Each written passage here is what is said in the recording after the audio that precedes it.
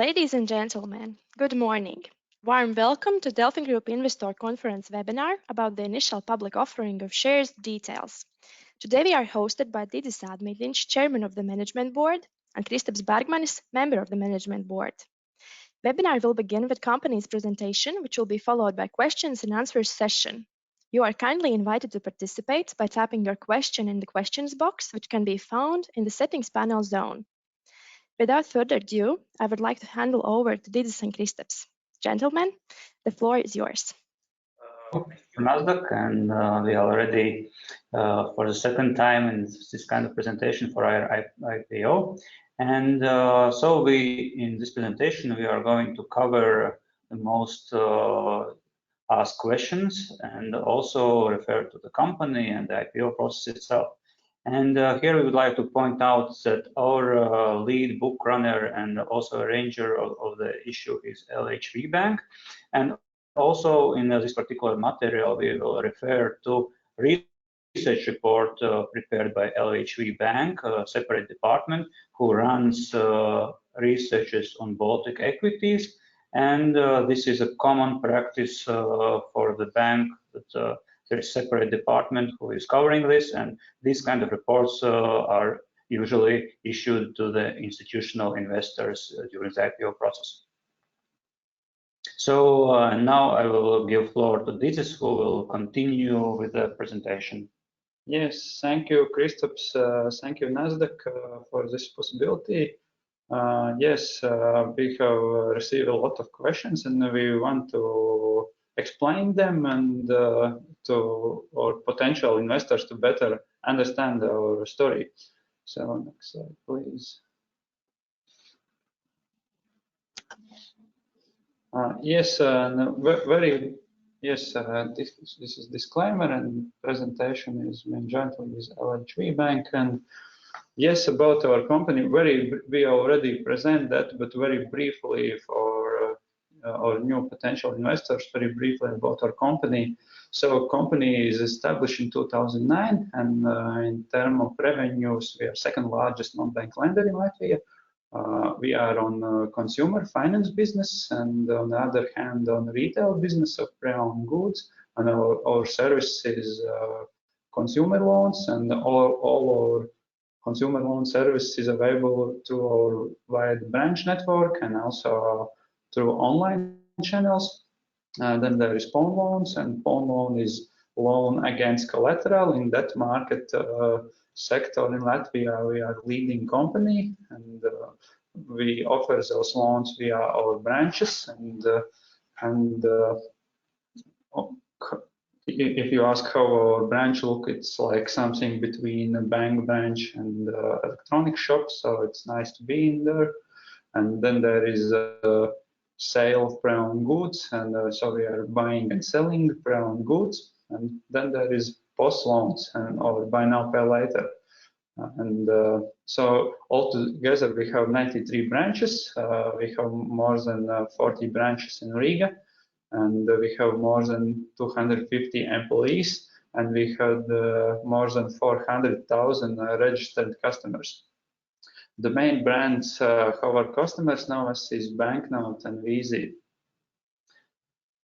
Next slide, please.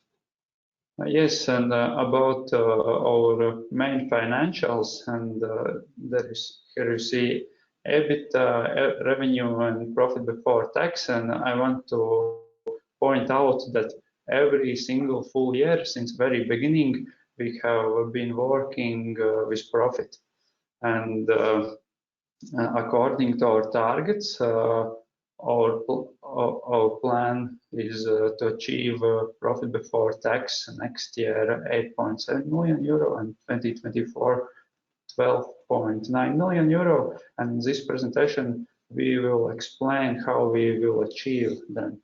So it's quite understandable for us, but maybe we see that we need some disclosure to explain that. And yes, of course, IPO, and IPO, of course, is one of explainings. And first of all, why we are doing this IPO. First of all, as I already had mentioned, that our company is very, very ready for that. We have a very good track record. We have a good business case, and we have good governance, and we have properly set targets. So we are ready for that. In our opinion, we are ready for investments. Then there is also capital markets is ready for that, and of course, and third, it's like a next step how to develop our company, and that's the progress is in our DNA. But on the other side, there is financial arguments, because with IPO we will increase equity to the company, and we will strengthen our balance sheet, and that will allow us to decrease cost of financing. And after that, for additional external financing, we will be able to achieve them for even more attractive interest rate. Next slide, please. Okay, once again about our targets. Our targets, we recently published them for 2022 and 2024, and they are in terms of credit portfolio to 2024. Our plans is to achieve 70 million euro. And to grow to profit before tax to 12.9 million euro, and to continue pay out dividends according to our dividend policy. But today we are focusing more on targets for 2022, because that will explain our share price and how to evaluate the company. So about that target for 2022 of 8.7 million euro. The next slide, please. Yes, and about how we will achieve this 8.7 million euro. First of all, we have to understand where we are now. We don't have published targets for this year, how the profit will be. But if you look at profit before tax for 2020, it was 4.7 million euro, and there is already results for Q1 and Q2, and they are quite similar to previous year's results. So, for example, we can take that profit will be the same, and assuming that we will IPO proceeds will be this 12.8 million euro, and with that we will strengthen our balance sheet, and we will increase equity to the company, and that will allow us to decrease cost of financing by 1.8 million euro on a run rate basis yearly, and that will be after we will pay off most expensive debt, and in further slides we will explain how. And the other part is 2.2 million euro profit, and we will explain also how we will achieve that. For example, below you see we are publishing there our results for third quarter, which is just finished, and you see that we have managed to significantly increase the credit portfolio to 35.8 million euro, and to also manage increase our loan issuance. And in terms of credit portfolio, in the quarter-to-quarter basis, we are growing on 10% pace, and year-on-year basis to 32% pace.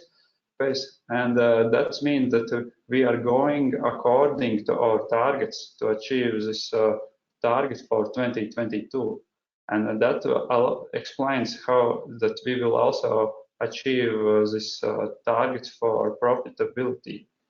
And next slide, please. Yes, and yes, to summarize, first of all, we plan to grow at existing pace, at the pace which we already have. We will introduce new products and product updates. For example, recently we announced that we introduced our mobile app, and our plans is to serve a wider circle of clients and to be closer to them. We have several product updates in our pipeline, and then some potential acquisitions. For example, recently we announced that we bought a credit portfolio of one of our competitors from Moda Lombards, which was the fourth largest pawn loan operator in Latvia. And yes, and also our plans is to improve how we serve our clients and how we sell our service. So to summarize, we are planning to grow at existing pace, which we already have, and you see that from previous results from previous quarter, which was just end. We have introduced some new products, for example, mobile app, buy now, pay later product, and we have some products in our pipeline which we will introduce very soon. And those new products are not only for consumer loan product, but also for retail. And yes, and potential acquisitions as we have done previously. Next slide, please. And another part about those 1.8 million euro, first of all, about our capital structure. Of course, we have equity in our capital, and of external source, we have Mintos and bonds of our capital source. Altogether, we have had the 6 successful bond issues. 2 of them is already repaid, and the last was July this year. And we managed to significantly decrease the cost of financing to under 10% interest rate, and this bond issue was oversubscribed. And for Mintos, the rates are 6 to 8% yearly, and so we see that it's able to significantly decrease the cost of financing, and we are successfully doing that. So next slide, please. And now Kristaps will explain how those 1.8 million euro economy goes. Yeah. Thank you. Yes, this is a slide where we show our borrowing structure. And as Didzis mentioned, that we are going to repay most expensive debt. And these are 2 bonds, each 5 million euros at 14% rate. And by repaying these, so we will have a direct 1.5 million impact on our profits. So we will achieve this. And also we are having mentioned better equity ratios. We are going to issue new bonds and refinance existing expensive bonds at 8%. And in total, we are going to receive almost 2 million, 1.8 million euros. So then we will proceed with the question and also about our dividend story. So what we have targeted and we have declared that we will have a 50% quarterly dividends, up to 50%, and also annual dividends. So there will be at least 50% in dividends. And also the graph where it's in line with our current dividend payouts, and also one example which includes also our targets and how this comes together, what are the minimums and maximums potential. So this here we see that in 2020 we had equity of 9 million. And if we see 2024, so our target for equity ratio is at least 27%. And by example, we expect that equity should be at least 22 million euros. And this meaning that during the IPO process, when we raised already 12 millions, so there is 1 million to add to achieve this 2024 target. And this means that the profits potentially at the maximum capacity, so all the profits for 2021, 2022 to 2023 and 2024 could be potentially paid out as a dividends. And this amount is substantial. If we take the lower point for 2022, when we declared 8.7, we have targeted 8.7 million. So when we paying out at least the amount 50%, then we will have 4.35 million to pay out, and this will turn out after taxes 3.48 million, and this the lowest point is 47% from the IPO price. But of course, if we do not pay out dividends, it means that it will the equity will increase, and also the ratio increase. And there is a balance for the management board, for the supervisory board to decide what the equity levels should be there, and at what levels we can achieve the target for borrowing rate. And for 2024, it's below 8%. And here is this maximums provided, and therefore it's hard to determine particular dividend yield, especially if we're talking about dividend yield. It's already price, and the price is determined at the stock exchange at what the price it's at particular moment is traded, and that's why it's management who will decide, and these are the figures to take into account when looking at the dividends. Okay, this will be about the dividends. About the valuation and comparing to the banks, again, here I would like to point out that this slide includes LHV Bank valuation report. This report is prepared, as I already in the beginning mentioned, by the separate department, and this report is also published on our website, DelfinGroup website. So it's very important that you look into this report, and there are 30 pages. There are different explanations from particular professionals who look at the company. And if we look particularly on the slide, so there are price to earnings ratios, return on equity ratio, and price to book value. And if we compare to the banks out there, so for price to book value, yes, it's larger than any other bank, but we should take into account our return on equity. It's considerably larger than the banks.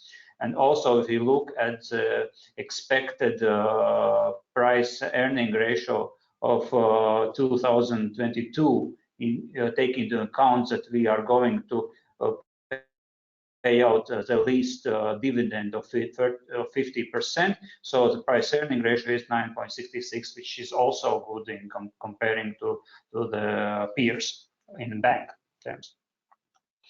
Okay, about company valuation, and here we'll also refer to the report published, and also here is a disclaimer, so to read, and this will be a precise one.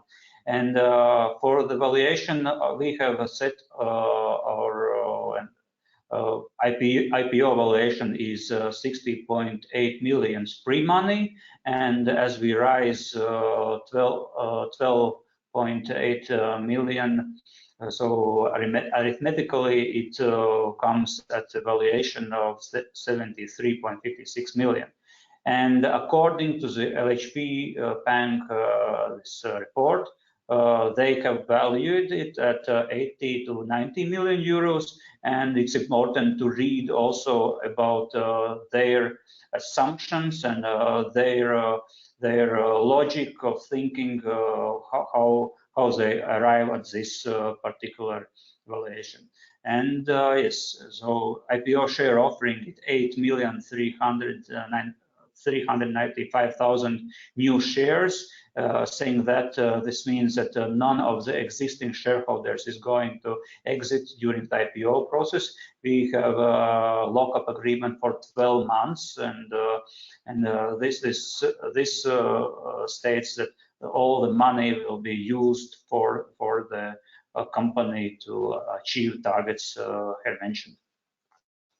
And yes, the share offering runs from 28th of September and will last on 11th of October at 3:30. So there is this week, and to provide subscribe for shares, and yes, for very late ones also Monday till 3:30.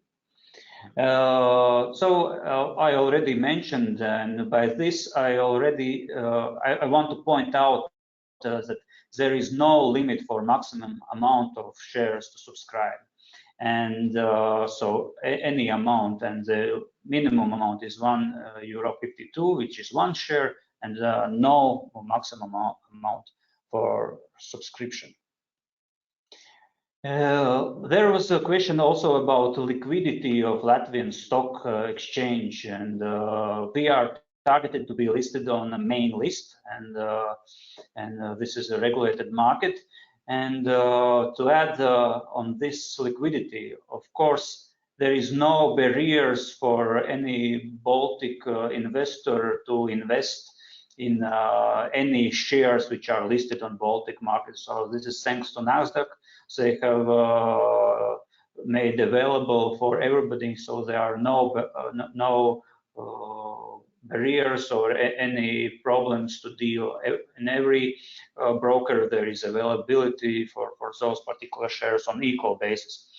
DelfinGroup aims to achieve a wide range of shareholders, and so this is our target. So there is a large range of retail investors who are dealing, who know the company, who buy and sell those shares, and we have focused on retail investors, so we want to have them.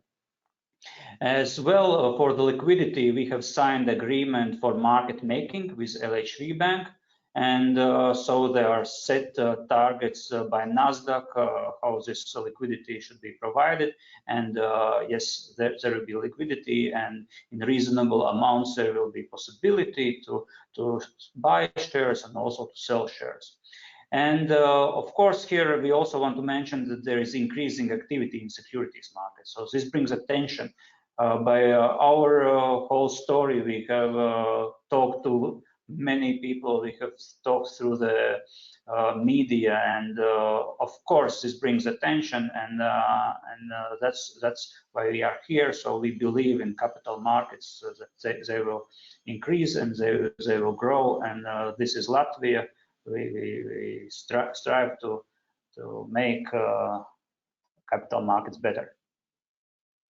Yes, and there is also some slides coming from questions which we have from potential investors. For example, for consumer lending, we have often received questions how we evaluate our clients, how we make affordability check, and just to make it sure, I want to explain that we make full affordability check. We evaluate every of our customers, and to explain, we are doing that quite similar like banks do. And from customer side, I will say that it's similar legislation like banks have to evaluate customers. For example, for every customer, we check state revenue service, we check incomes of clients, we check credit bureau information, and also external debts of clients. So we are looking the late debts for clients and also existing debts, and how much clients pays for their external debt.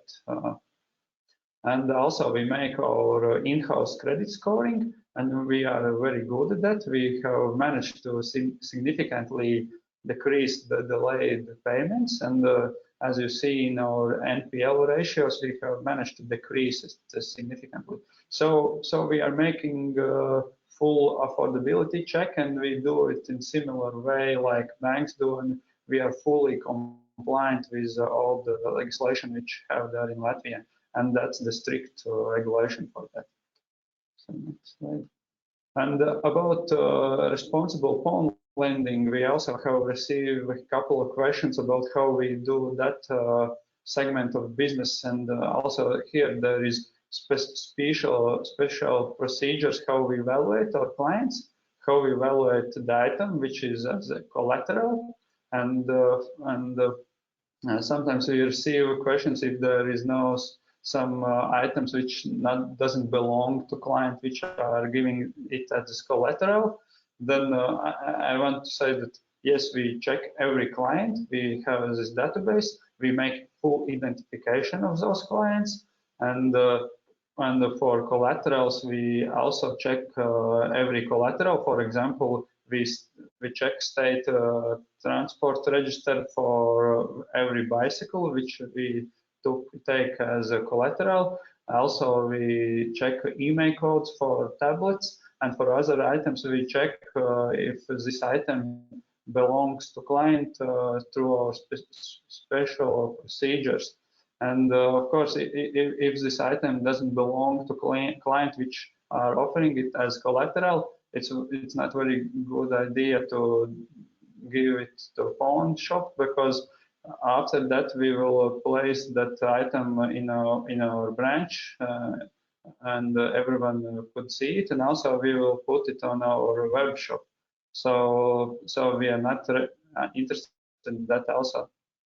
So we are identifying every client and every item. So next slide, please. And then there is also, you don't have to read this whole list of regulation which we have, but we often receive questions about, do you have any regulation in Latvia which regulates how these services have to be provided? Yes, we have a strict regulation, but I could say that yes, we have strict, but it's not over-regulated, and there is room for business. And we have licensing, and we have license fee, and we have license yearly fee, and there is somehow there is room for our business, but also there are some barriers for new market participants to enter this market, and yes, and we are also fully compliant with all the regulation which we have in Latvia, and Consumer Rights Protection Center is overseeing our activities. Next slide, please. And about also some questions how we do this pawn loan business, and how it could be circular economy, and I would like to explain that. We have three main sources how we get pawn loan, not pawn loan, but items which we are selling. First of all, it's from pawn loan segment.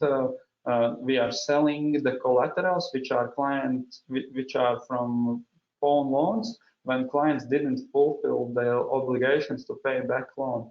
Then we have source when we buy those items directly from our clients, and this is growing segment for us. We are seeing that many clients are selling their items not because of financial reasons, but because they see that we are a good service provider for that. And yes, and the third source is when we are selling the items which we have bought from third parties, for example, from internet shops. And why we are good service provider for this growing segment when clients are selling these items directly to us, because first of all, we are offering the warranty. We are offering the warranty for each item similar as new internet shops do or new classical shops. And also we are paying taxes for every item, and we are offering the service in safe and comfortable way, because the client could get his money instantly after selling us, and it's more comfortable. For example, customer don't have to meet a potential buyer somewhere in the city and to waste time on that. And also we have ourselves workshop where we are repairing these items, and by buying these items and sometimes repairing them, we are extending the life cycle of those items, and by doing that, we are a part of a circular economy. And as I said, yes, that part is growing for our business. And also, if you look at our business activities on our branch network, we are not only phone loan branch network. We have wide branch network where we are offering all our service, so consumer loans, phone loans, and this buying and selling pre-owned goods. And we also have this activity in Latvian lietots pārbaudīts, and in English used checked. And yes, and that's linked to that circular economy. Next slide, please. Yes, and just very briefly, we are ASG compliant, and we are focusing on ASG matters, and we are one of few companies in Baltics which are publishing ASG report. It's in our web page, and you're welcome to read it. And just last slide about there are a couple of reasons why it's a good idea to invest in us. And just to explain, first of all, we have diversified revenue stream. About 60% of our revenue comes from consumer loan, about a quarter from phone loans, and about 16% from sale of pre-owned goods. So our revenue stream is diversified. First of all, then second, our track record. We have very good financial track record, and we have been profitable every full year since very beginning when we start our operations since 2010. We are operating only in Latvia. We don't have a currency risk. If you look at our equity ratio already is larger than most of the peers. But after IPO, it will be even more larger, even larger. If you look for capital structure, you see that we use two main external capital source, Mintos and bonds, and already, as I mentioned, we have managed to significantly decrease the cost of financing, and we also are better than most of our peers. IPO, as I mentioned, these financial arguments during IPO or after IPO, we will be able to decrease cost of financing by 1.8 million euro, and that we will add to our profits. Our dividend policy, only a few companies in Baltic states pay quarterly dividends, and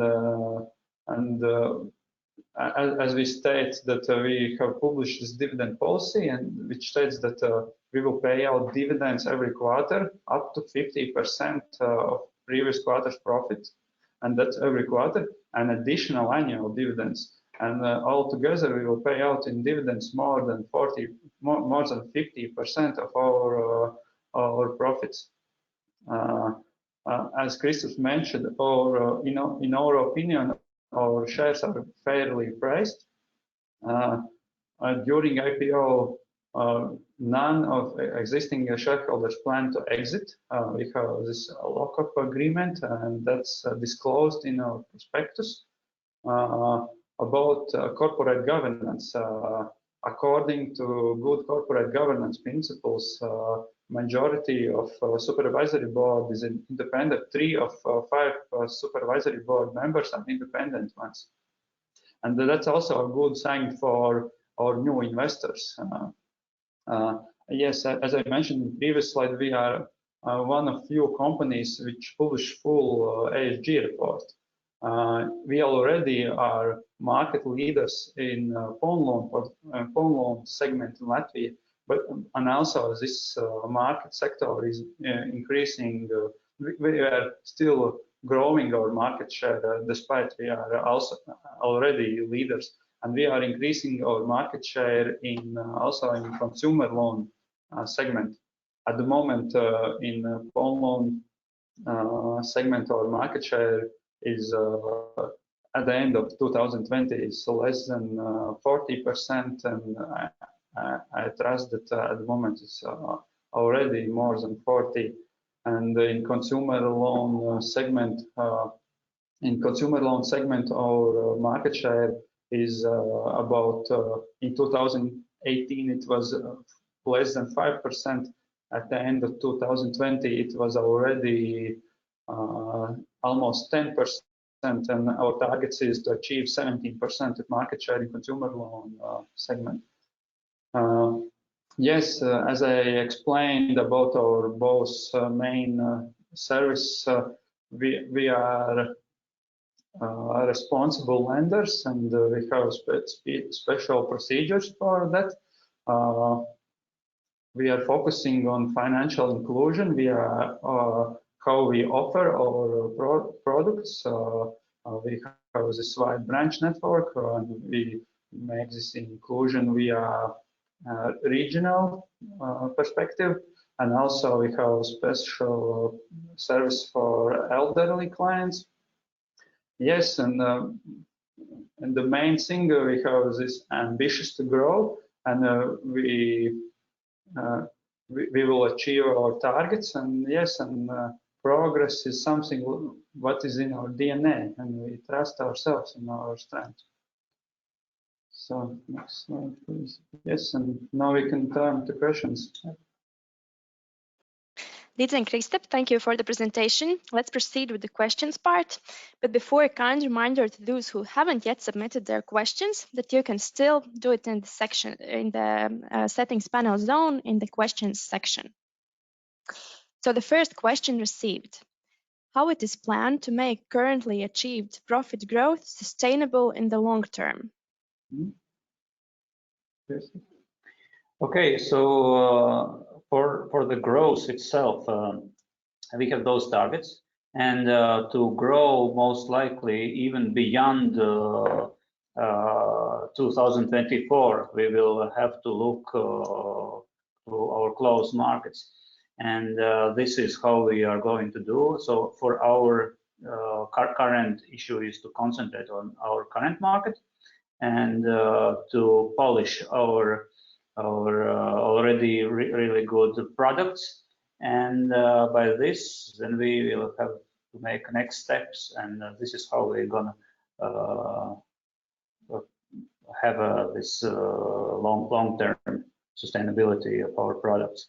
And also, if we look at our targets, we have put in them that we will decrease our rates to our customers, and this is also how we see how we plan. So we will become more closer to the bank consumer loan products, and we believe that with our expertise, with our coverage and our branch network, our dealing in the circular economy goods, we will have access to the clients to offer those products and to target them so that there will be both profit for the customers and also for the company and for the shareholders. Thank you. All questions are answered. Recording of the webinar will be available on the Nasdaq Baltic YouTube channel and in company's announcements. Gentlemen, thank you for the presentation and for answers given. Participants, thank you for joining. Until next time. Thank you.